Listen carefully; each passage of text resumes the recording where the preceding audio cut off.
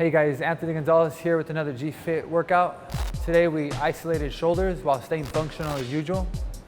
We started the workout today with dynamic stretching, warming up the body properly, preventing shoulder injuries like myself. I'm a perfect example of not warming up correctly in the beginning years. I neglected warm-ups, I neglected proper form, and I created imbalance in my shoulders and in my traps, as you can see. You know, it's a struggle I face, and shoulders are a big part of the reason why I developed my imbalance. But I don't want that to happen to you guys. So notice my warm-ups that I do, you know, always keeping the body warm, keeping the deltoids warm, keeping the rotators warm, getting them activated, warming up the lumbar curve. Notice the downward dog to a cobra pose. I transition it all the way down in order to stretch the lower back out, create that lumbar that I always talk about, and activating the shoulders always. Get used to doing this before every workout. No matter what you're doing, what type of training you're doing, always warm that up correctly because it's going to benefit you down the road.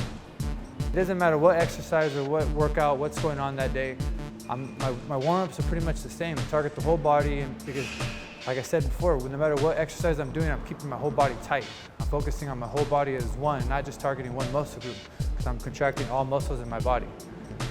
Wrist mobility and wrist flexibility is very crucial.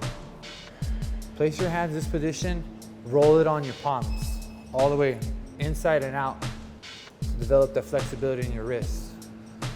Mobility in your wrists are going to play a key role when you're trying to do any type of push movements, whether it's with body weight or functional lifts. Every time you're lifting, make sure you're always locking your wrist out. I see a lot of people when they're pressing or doing any type of movements that they're putting a lot of pressure towards their knuckle area, and it's putting pressure on their wrists. So you're gonna feel a lot of tension in that area, especially on the cleaner presses or any type of press movements. First exercise was Arnold presses. I love them. I'm sure you love them too if you love shoulders, but I implemented standing up. Why? Because it activates your core the whole time. Keeping your core out, keeping your lats out activates you the whole time. So implementing that with the Arnold presses helps you develop not only your shoulder and isolating your shoulders to grow them, but also helps to create your core and making sure you're developing overall strength. Right after the shoulder press, I supersetted them with push-ups. I always try to preach to everyone that instead of just taking a break immediately after your set, implement a bodyweight movement, bodyweight workout to help increase your overall volume and intensity of training. The second exercise we did today was a landmine shoulder press, one of my favorites. Notice when I'm doing this that I'm in a runner stance, I'm in an athletic stance. My feet are planted on the floor, my core is activated, my lumbar is engaged, my chin's up, my chest out, and I'm pressing one arm at a time. Full range of motion, alternating arms. The key to this is every time you press up, every time you're transferring the weight to the opposite hand, you're engaging your obliques, you're engaging your core. Very, very crucial to keep your lumbar engaged. Do not round your back, do not let the weight sink you in, and if it does, stay on your heels like you're doing a thruster. Like I said, this is one of my favorite exercises with myself and with all my clients because it helps build your body to get very functional. I supersetted the landmine shoulder presses with shrugs. Like I said, we're staying functional, but we're also activating the shoulders, and we're trying to get that overall, that mass look. Supersetting with shrugs, you're just flowing blood right up to your shoulders, right to the trap area. So, like I said, not necessarily doing a bodyweight exercise in between, but I'm doing another exercise that's not necessarily targeting shoulders automatically. It's targeting more of the trap area.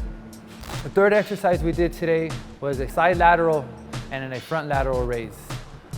I combined them into one exercise. It's another great method to do when you're trying to create overall intensity in your workouts. Pick a number, stick to that number, no matter what. So if you pick 5, pick 6, pick 7, whatever you do, go to the front and go to the side. In this case, notice my form and my technique. Lats out, trap squeeze. At the bottom, your lats are out, so you're placing the weight right here, and as you're going up, your traps are being squeezed. Very crucial. Lats out, go up, squeeze for a half second, go right back down. On the front raises, notice how I alternate my hands. It just targets the overall shoulder, but it also develops different type of volume inside your shoulders. So going forward, going back, and the key to this is don't just lift with your shoulders. flex your arm, flex your tricep, keep your chest out, keep your chest strong. Just because we're not working out our chest doesn't mean we can't target our chest at the same time. Always remember, perfect form means keeping the whole body tight. I supersetted this exercise with body weight dips on the captain's chair. I raise my legs up to activate my core more, make it a little more challenging for myself. It doesn't necessarily mean you have to do it, but it can also mean you can, even if you have to do jumping dips, just do something while you're doing nothing. Just always remember that. Fourth exercise, clean and press. Yes, I know some of you guys thinking, CrossFit, he's doing CrossFit. No, I'm working out, I'm training. I'm doing functional lifts, okay? Get over that CrossFit bodybuilding mentality because they're both very, very effective and we both need them. Especially if you're trying to look good and if you're trying to be functional and healthy, you're gonna need both, so might as well combine them both. Clean and presses are a very effective functional workout. If you're in a corporate gym, it's hard to do clean and presses. I know how to don't slam the weights, don't do this. When I'm slamming the weights here in my gym, it's easy because it's my gym, so what's the big deal? But if you're over there at your gym, you can either do it with dumbbells or you can do it with regular easy bar or a barbell. I picked a number and I stuck with that number. My number was 5 today. I was feeling a little weak. I started off with the 45s and I went with 5 reps. Immediately after that, I told myself I'm gonna do 5 pull-ups. My first set, I did the 5 pull-ups and I felt it was too easy, so I threw in a different type. Threw in the switch grip, the chin up to a pull-up. Like I said, my intensity needed to be higher so I could feel the workout more. If you're not able to do the pull-ups, utilize the inverted bodyweight row because eventually it'll help you do the pull-up down the road. So do something while you're doing nothing. I stuck with 5 and I kept increasing weight, no matter what. Increase weight, stick with your reps no matter what. No matter how you're feeling, no matter what's going on, increase your weight and stick with your reps. As I went up to 185, it got very difficult. I was feeling a little fatigue, and on the pull-ups, it got me. As I put on the 225 is when it really hit me. I contemplated not even finishing. I said, I'll just do 4 reps and do 4. I said, nah. I said 5, I'm gonna do 5. So you do the same.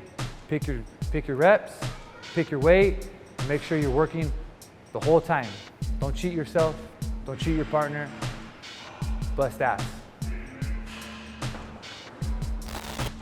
Hope you guys enjoyed the workout.